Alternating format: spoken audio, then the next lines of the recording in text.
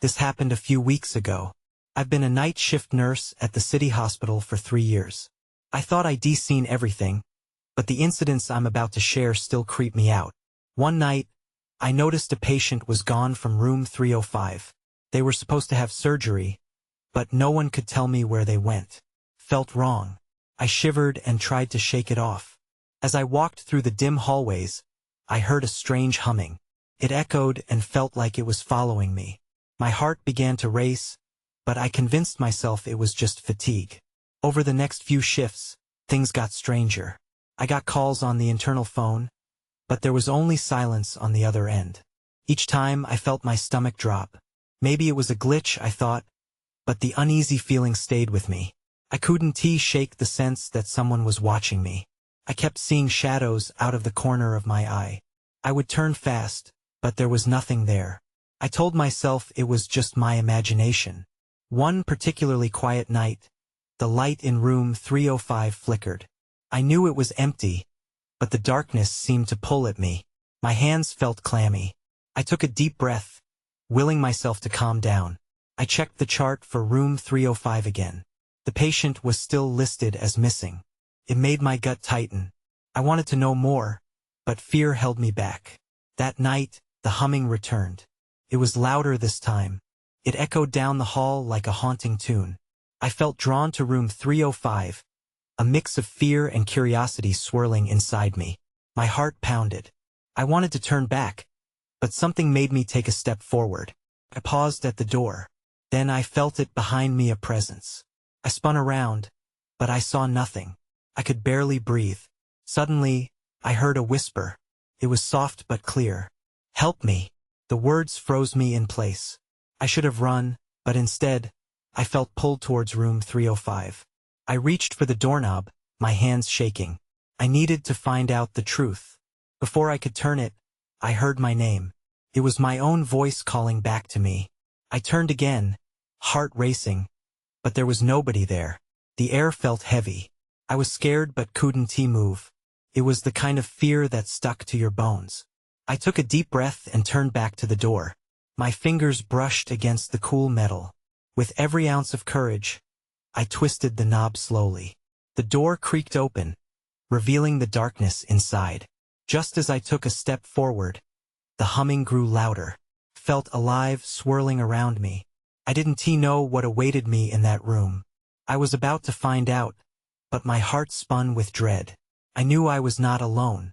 I had to step into the unknown, but I wasn't sure what would happen next. I was terrified and intrigued all at once. As I stepped into room 305, the air turned cold.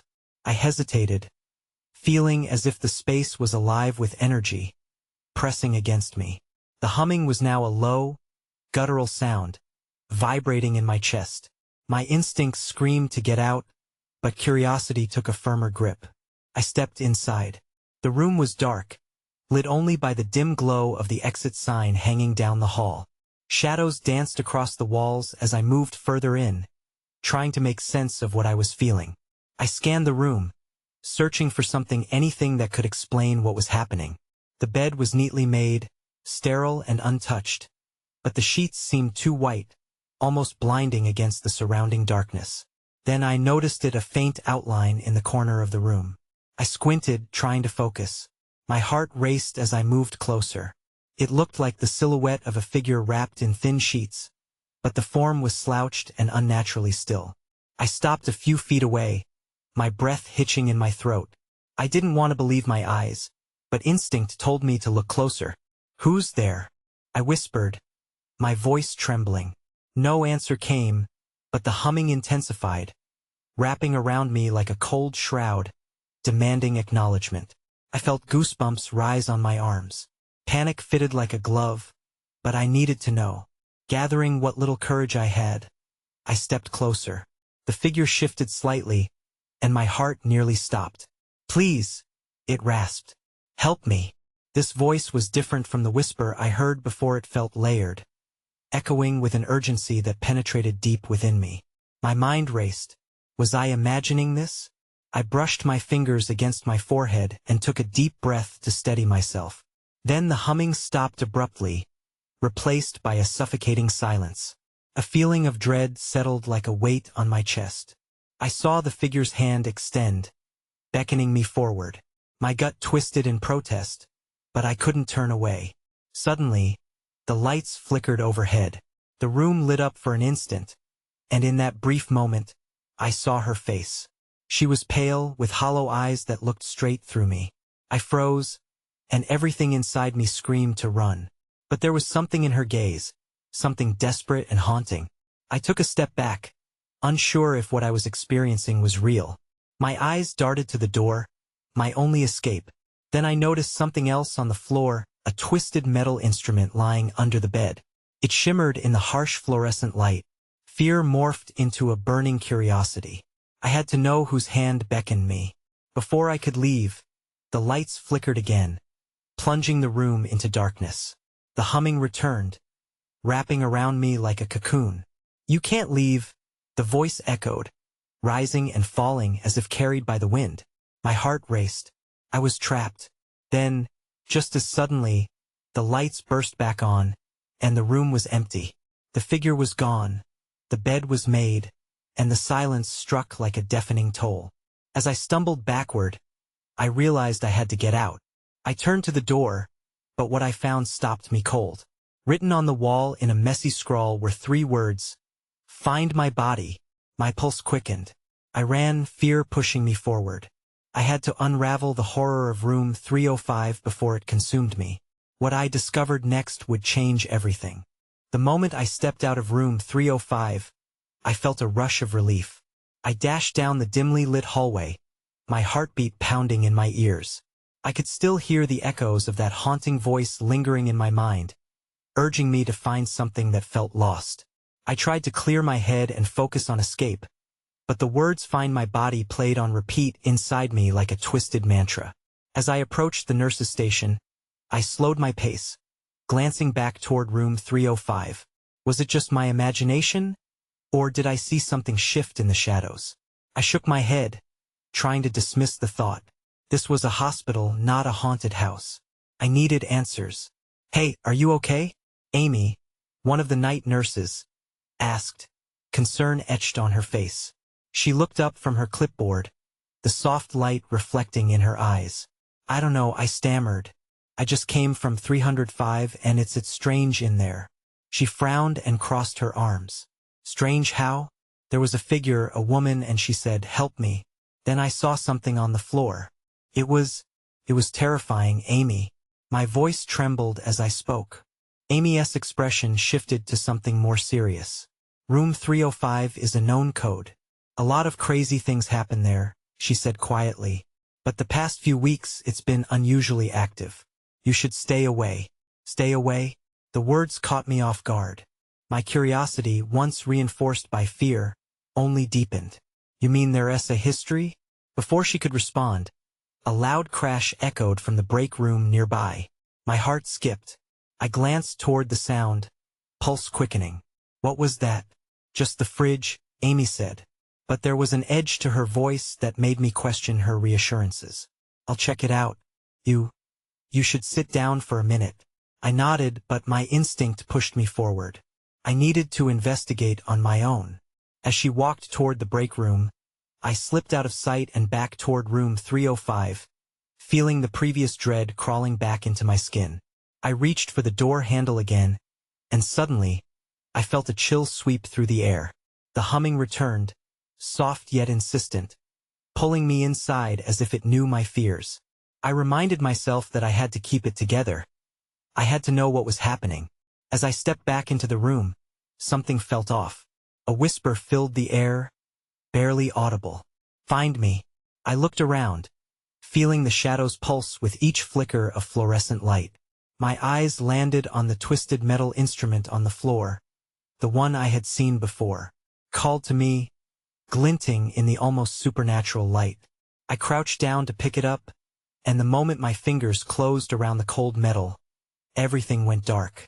The lights flickered out. My breath quickened as I tried to stand, disoriented. And then came the panic. I was not alone. I could feel a presence behind me. My blood ran cold as dread washed over me. Someone or something was in the room with me. I turned slowly, heart racing, ready to face whatever darkness awaited me. But the air was still, unnaturally silent. That S when I saw it a reflection in the metal, and a figure creeping out from the shadows. "Help me," it echoed again, a voice I knew too well. I stepped back, realizing I had awakened something that had never really gone to sleep. And now it was hungry, couldn't breathe. The air felt thick with anticipation, almost heavy. The figure in the shadows seemed to draw closer, its features obscured by darkness. Panic clawed at my chest like nails on a chalkboard. "Who are you?" I finally managed to whisper, my voice barely loud enough to carry through the silence. The figure paused, and for a fleeting moment, I thought it might respond. But instead, all I heard was the echo of that haunting plea, "Help me." The shadows deepened, pooling around its form like thick smoke. I staggered backward, stumbling over my own feet. I wanted to run, to flee this room that felt like a trap. But my body refused to cooperate, rooted to the ground by an unseen force. The twisted metal I had touched lay clutched in my hand like a lifeline, and somehow I felt it pull me deeper into the darkness. Then, suddenly, the lights flickered back to life, illuminating the room in harsh fluorescence. The figure was gone, leaving only an unsettling chill trailing behind. My heart hammered in my chest as I took in my surroundings. The room looked the same as before, but now an oppressive weight filled the void where the figure had stood. I turned the metal instrument in my hand, trying to make sense of what I had just encountered. There was something about it, something I couldn't quite place. I stood frozen for a moment, trying to shake off the fear that clung to me. With an effort, I broke away from the grasp of dread and made my way to the door. I needed to get out of this room, but a nagging thought held me back. What if I was meant to find it? The whisper echoed in my mind. Just as I stepped halfway through the door, I heard the unmistakable sound of footsteps behind me. I spun around, but the room was empty again. My skin prickled, and I had to force myself to breathe through the mounting fear. I couldn't stay here. Whatever happened next would not be good. I bolted out of room 305, slamming the door behind me. The hallway was quiet, save for the soft whoosh of the ventilation system. I hurried toward the nurse's station, desperately hoping to find Amy. When I reached the desk, she was there, peering into a logbook. Her brow furrowed and her lips pressed into a thin line. "You look pale. What happened in there?" I saw her, Amy. I saw the woman. My voice was frantic, and I could see the concern grow in her eyes. "The woman?" she repeated, lowering her voice. "What did she want?" She said, "Help me. I don't know what to do." I felt the urgency spilling out like a rushed confession. But before she could respond, a chill swept through the air, making the hairs on my arms stand on end. "I need to show you something." Amy stood abruptly, her expression shifting to a serious tone. "Follow me." We walked down the hallway, the air growing colder with each step. She paused at a door marked storage. I felt a knot form in my stomach, but her urgency urged me on. Amy opened the door, and with a creak, my breath hitched as I glimpsed the cluttered chaos inside. But what caught my eye wasn't the disarray. It was a small, tattered photograph pinned to the wall. As I leaned closer, I gasped. In the photograph, a woman stood in front of a hospital, smiling. The expression seemed eerily similar to the figure I had just seen. "That's her," I murmured, my heart racing. But realization came crashing down on me like ice water. Why was she here? And more importantly, how was I supposed to help her when I felt completely lost in this nightmare? I turned to Amy, desperate for answers. "What does it mean?" Before she could reply, a loud crash echoed through the hall, shaking the very walls. We both turned towards the sound, wide-eyed. Nothing could prepare me for what I would face next. The crash reverberated through the hall, making my heartbeat quicken. I felt a rush of cold air sweep past me as the door to the storage room swung closed behind us, almost as if it had a mind of its own. I glanced at Amy, her eyes wide with uncertainty. We both took a step back, instinctively retreating into the shadows. "What was that?"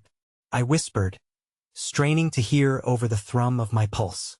I don't know, Amy replied, her voice low. Let us go check it out. Against every instinct telling me to run in the opposite direction, I nodded. Together, we moved cautiously down the hall, the flickering lights casting eerie shadows that seemed to dance around us. Each step resonated with an unsettling silence, making the air heavy. The noise had come from further down the corridor, near the break room. My heart sank as we approached, feeling a pull towards the unknown. Should we really be exploring? What if we uncovered something we weren't prepared for? As we reached the door, I caught a glimpse of something unusual in the room, an object moving ever so slightly. It was a chair, sliding back as if someone had just stood up. My breath caught in my throat. I think someone is in there, I said, trying to keep my voice steady. Amy stiffened beside me. We should call security. But before either of us could act, the sound of a soft, mournful wail drifted through the break room door. It sent ice through my veins. Help me, the same words echoed in my mind, this time directly resonating with the figure I'd seen earlier. I glanced at Amy, her face paler than before. What is happening? She whispered, turning to me as if seeking reassurance that I had some answers, though I had none to offer. We had to move. Ignoring her earlier suggestion to call security, I pushed the door open slowly, the hinges creaking ominously. The room lay in disarray, cups scattered. The fridge slightly ajar, yet it felt oddly lifeless. When I noticed it, a figure stood at the back of the room, obscured by the buzzing fluorescent light. It moved slightly, its features hidden in shadow. My gut twisted, recognizing a familiar shape. Amy! It's her! I gasped, pointing. The figure turned, and my stomach dropped. It was the woman from the photograph I had seen moments earlier, but this time she looked different. Her once smiling face was twisted in anguish and desperation, the same plea tugging at her lips. Help me, she repeated, but this time, it felt like a command rather than a request. I glanced back at Amy. Her expression was a mixture of horror and disbelief. We need to get out of here, she urged, but my feet felt glued to the floor. It was like I was drawn to this apparition. I took a step forward, heart racing. What do you need? I found myself asking. The words tumbled out before I could think. As if in response, the lights flickered, casting unsettling shadows that seemed to pulse with life. Suddenly, the break room door slammed shut behind us, trapping us inside. The reality of our situation hit me like a freight train. Now what? I whispered, panic flooding my voice. Then everything went dark. My eyes snapped open, but I couldn't see anything. It was pitch black, and for a moment, I feared I had gone blind. My heart raced as I reached out, trying to find something solid to ground me. My hand brushed against Amy, and I flinched back. Amy? I whispered, my voice barely a sound. I'm here, she replied, her tone shaky. What just happened? I think the lights went out. The darkness felt alive, almost suffocating. Every creak of the building sent my thoughts spiraling. The apparition, the wailing, it all flashed back. Amy, do you think the woman is still here? I whispered, a lump forming in my throat. I could feel her trembling beside me. I don't know, she said, her voice steadier than the situation warranted. But we have to find a way out. My hands moved tentatively in front of me, and I felt the cold metal of a counter. It was the break room's small island, and I followed it around, hoping to find the door. When I heard it, a dragging sound, slow and deliberate. My breath hitching, I froze. Amy, did you hear that? I barely managed to say. Yeah, but where is it coming from? She asked, her voice trembling. I strained to listen, trying to pinpoint the noise. It seemed to be shuffling around the room, a ghostly companion in the darkness. I suddenly realized it had stopped moving. A cold sweat ran down my back. Maybe we should just yell for help? I suggested, though the thought of drawing attention to us felt wrong. Before Amy could respond, there was a soft rustle followed by a whisper close to us. Help me, my blood ran cold. I turned sharply, my heart racing. The voice sounded closer now, almost directly behind me. Amy, it's her. I whispered again, panic rising in my throat. Then the lights flickered back on. The fluorescent hum returned, revealing the break room as it had been before normal but for the presence in the corner. The woman stood there, her face contorted in grief, eyes locked onto mine. "Why won't you help me?" she screamed, her anguish palpable. I stumbled back, and Amy grabbed my arm, her grip fierce. "We need to go. Now." But my gaze was glued to her. "What do you want?" I shouted, desperation flooding my voice. The woman's expression twisted into something almost rageful. The air around us grew colder. "Help me," she said again, but there was a different tone, one of demand rather than plea. Suddenly, the fridge swung open on its own, and whatever flickered inside emitted a low buzz. I caught sight of something, a small object tumbling out of the fridge and landing at my feet. I knelt down, lifting it cautiously. It was a pendant, silver and ornate, shimmering slightly. As I turned it over in my hand, I felt a chill splash over me, reminiscent of the icy grip of the woman's presence. "Amy, look," I started, but before I could finish, the lights flickered again, and everything went dark once more. We were plunged back into shadows, and I could hear Amy's frantic breathing beside me. My heart thudded like a jackhammer. This time, the cold enveloped us, and I sensed the oppressive weight of the woman's anger. What had I uncovered? I was desperate for answers, but I had a sinking feeling this was just the beginning. I felt momentarily disoriented in the dark, my pulse pounding in my ears. I couldn't see Amy beside me, but I could feel her body tense. This wasn't just another blackout. Something was off. Just then, I heard that dragging sound again. It was closer now, as if whatever was in the room with us had moved. I clutched the pendant in my hand, its cool surface grounding me in a way nothing else could in this awful moment. "Amy," I whispered, "we need to find the door. Can you feel it around here? Maybe just a bit forward?" She replied, her voice shaky but sure. We took hesitant steps, hands facing out to touch any surface that could lead us to safety. With each step, I could feel the air grow thicker, as if we were in the presence of something that wanted to keep us here. Then, just like that, a light flickered to life. It was dim, a spotlight of distress, illuminating the break room once again. But I wasn't focused on the room. My eyes were drawn back to the woman. She stood nearer now, just at the edge of the light, her face a mask of sorrow and rage. "Why do you refuse me?" she hissed, her voice rising like a wave crashing over us. I stumbled backward, drawing Amy's attention. "We have to leave," I urged. At my command, Amy pulled my arm tightly. "Which way?" Before I could answer, the refrigerator door swung open again. It wasn't the same as last time. It was slamming erratically, a sinister rhythm that sent shivers down my spine. I could see shadows moving within, flickering as if something was wrestling around inside. "Amy, don't look," I shouted, but she was already frozen in place, her eyes wide. Then, with a final crash, the fridge's contents spilled out. The air was heavy with a pungent odor that twisted my stomach. Among the chaos, a jar rolled out and shattered on the floor. In an eerie echo, something faintly glimmered amidst the shards, a locket, identical to the pendant I clenched in my fist. "Do you see that?" I exclaimed. "Yeah, but why?"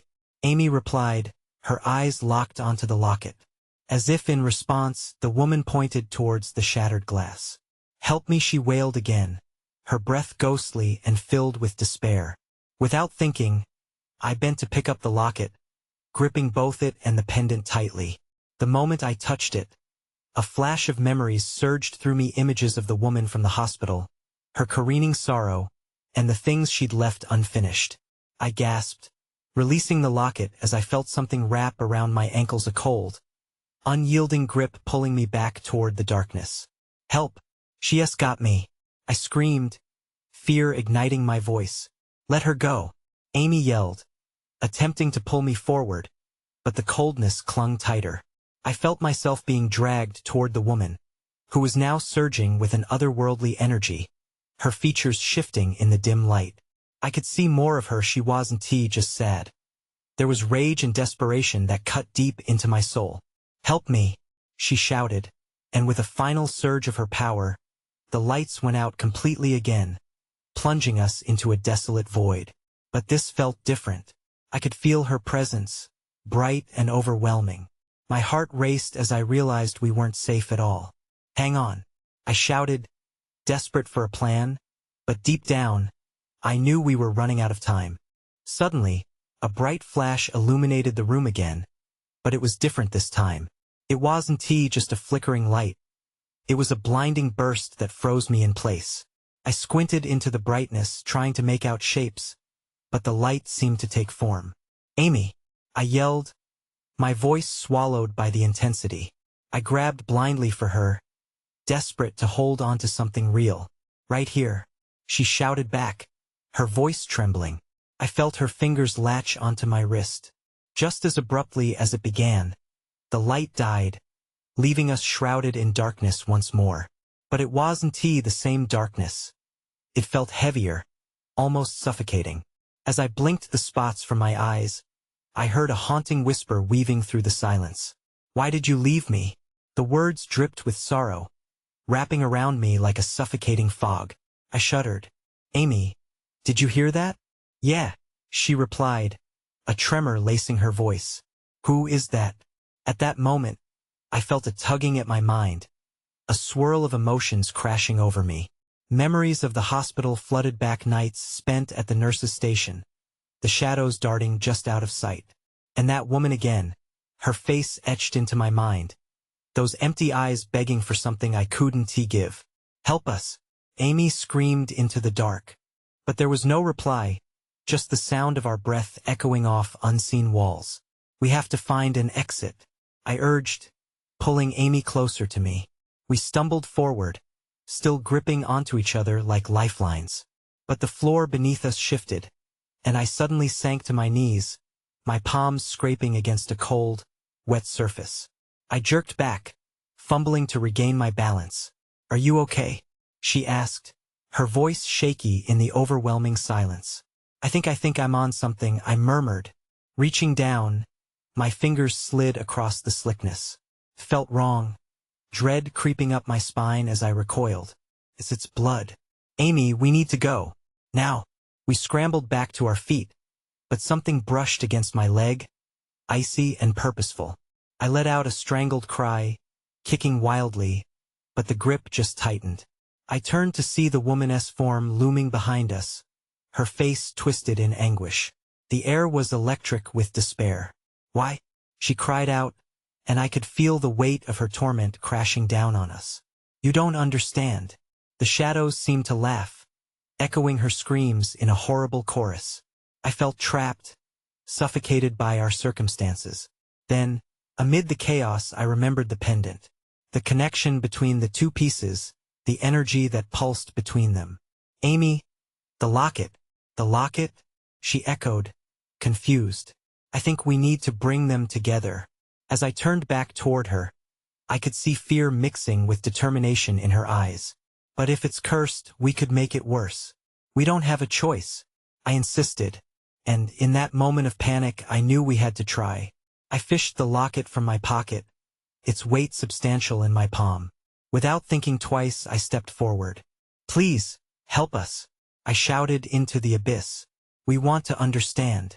The woman recoiled, her gaze locked onto the locket, something shifting in her sorrowful expression. And then the darkness exploded with light and noise, a cacophony of wails and whispers swirling around us. My heart raced and my hands trembled as the shadows contracted into a single point before exploding outward. In the chaos, I felt a rush of air and something shifted behind me. That's when I saw it. Dark figures, racing toward us through the haze, faces blurred but intent on reaching us. "They're coming," I yelled, urgency pulsing in my veins. "We need to get out now," Amy cried, as more shapes spilled across our vision, anger seething in their outlines. We sprinted blindly into the unknown, the weight of the woman's plea etched into my mind. This night wasn't over. Not yet. We bolted through the darkness, breathless and desperate. My heart thudded in my chest like a drum, each beat ringing louder with the threat of what chased us.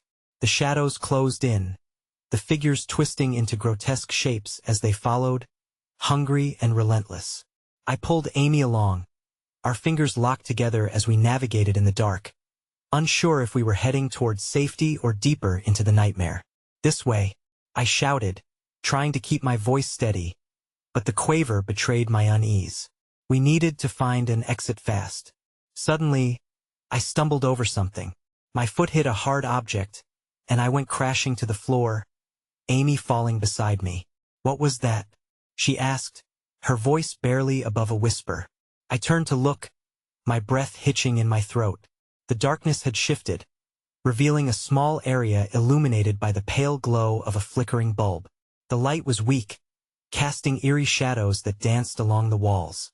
There, on the floor, lay a small metal box, battered and rusted. "What do you think is inside?" Amy asked, glancing between me and the box. Anxiety radiated off her. I couldn't shake my curiosity.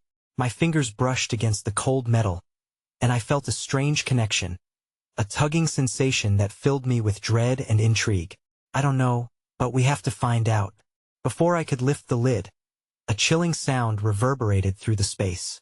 It was a low, mournful wail, echoing the woman's earlier cries. The noise filled the air, wrapping around us like a noose. I froze, instinctively looking up. The shadows began to converge once more, their movements more frantic. "Get it open," Amy urged, panic edging her tone. With trembling hands, I yanked the lid. Creaking hinges protested as I raised it, revealing an assortment of items nestled inside. Tattered photographs, a frayed diary, and something that glimmered in the dull light. I reached inside, my fingers brushing against a smooth, glass orb. "Wait, we can't stay here," Amy shouted, pulling me back as the wailing grew louder. I tucked the orb into my pocket instinctively, my heart racing. "We have to keep moving." As we turned to leave, I glanced at the diary. Something about it felt urgent, almost alive. A name flashed in my mind, one I'd seen too often in my past. Kate, that's her name. It has to be connected. "Amy, we need to," before I could finish. Another shadow lunged at us from the darkness. A figure, pale and shadowy, but recognizable. It was her, the woman from my memories, her gaze piercing as she reached for the box. "Why did you take it?" Her voice was desperate, the sorrow unfolding around her like a shroud. "Get back," I yelled, shoving Amy back as the woman advanced. Her face twisted in an expression I couldn't quite comprehend. But there was nowhere left to run. The shadows circled us, and I felt trapped, panic clawing at my throat. "What do you want from us?" I shouted, my voice barely echoing over the rising siren of chaos enveloping us.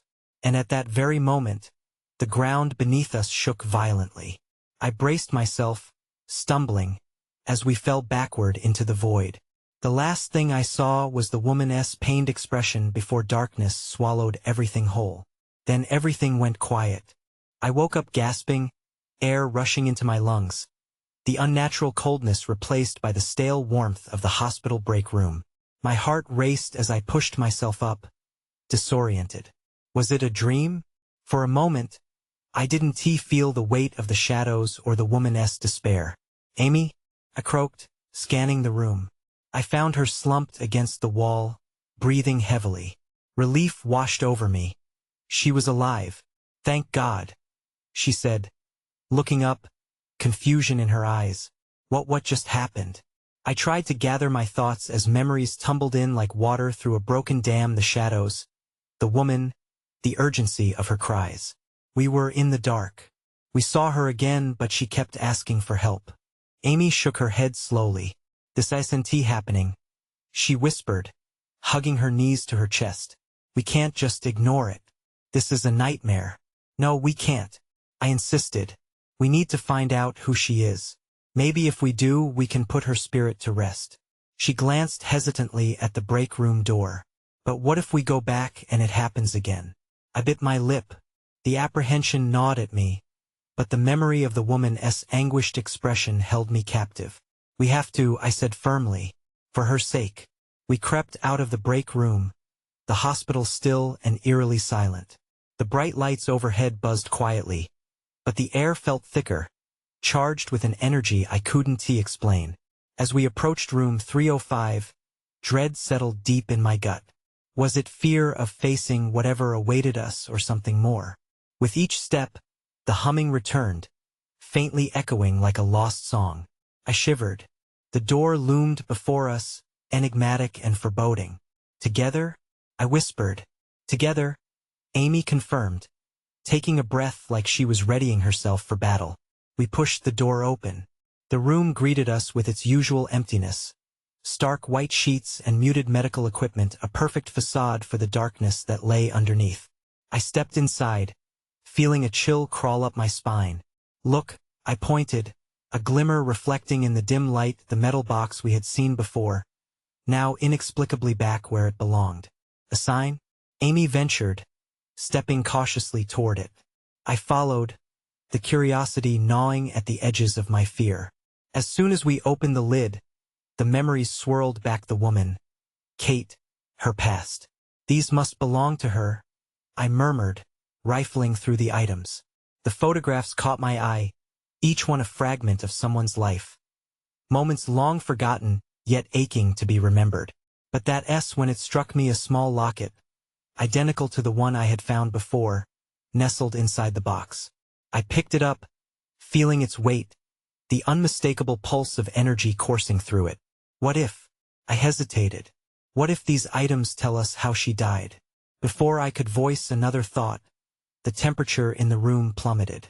Shadows stretched toward us, dark tendrils that whispered and coiled like smoke. The woman's voice echoed in the back of my mind. Help me. Shivers ran down my spine. Amy. Now I breathed, knowing we needed to act quickly. With trembling hands, I held the locket and pendant close together. Maybe they need to be united, I suggested, hoping our connection to her was strong enough to bring about resolution. As I pressed the two trinkets together, a blinding light erupted, flooding room 305. The walls trembled, shadows dancing wildly, and I felt Kate's anguish lurch forward, reflecting in the light. Please, I shouted, desperation spilling from every word. Show us what you need. In response, a whirlwind of memories enveloped us. A cascade of visions flickering like an old film reel, laughter, pain, betrayal. And then silence fell. Within that silence, Kate appeared before us. Her face was serene now, the haunting anguish gone. Thank you, she whispered softly, her voice echoing like a distant breeze. Finally, as she faded into the light, warmth spread throughout the room, enveloping us. The shadows retreated. The humming transformed into a peaceful resonance. I exhaled, relief flooding my chest. A moment passed, and the room felt different, emptied of terror but heavy with unspoken emotions. Did we do it? Amy's voice wavered between hope and uncertainty. I think so, I replied, looking at the locket in my hand as light danced across its surface. But would we truly understand what we had witnessed? The door swung shut behind us, leaving quiet in its wake. As we left room 305, I couldn't shake the feeling of lingering uncertainty. Was it all over? Had Kate truly found peace? I caught Amy's gaze. We both sensed the ambiguity hanging in the air, unanswered questions lurking in the shadows.